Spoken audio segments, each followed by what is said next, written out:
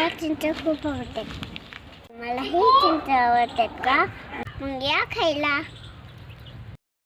आज गगन शेतात चालला होता. शेतामध्ये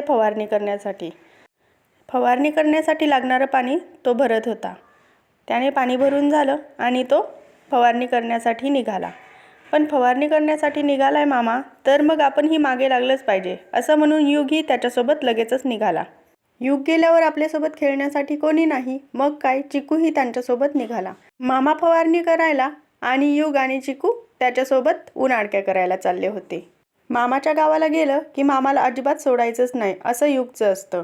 मग मामा कुठेही जाऊ, मामासोबतच तो जाणार. मला बाय बाय केलं आणि ते सगळेजण शेताकडे गेले. फवारणी करून आल्यानंतर गगन गाया धुत होता. नुसत्याच गाया पाळून जमत नाही, तर त्यांची निगा राखणंही तितकंच गरजेचं असतं. मामा इकडून पाणी मार, तिकडून पाणी मार, असं युगचं चाललं होतं.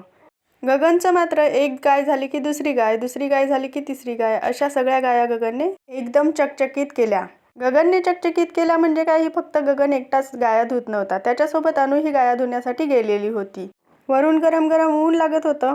मस्त गाय स्वच्छ आंघोळ करण्याचा आनंद घेत होती आणि अनु तिला अजून साबण लावून लावून घासत होती. अशा प्रकारे दोघांनी मिळून सगळ्या गाया धुवून काढल्या.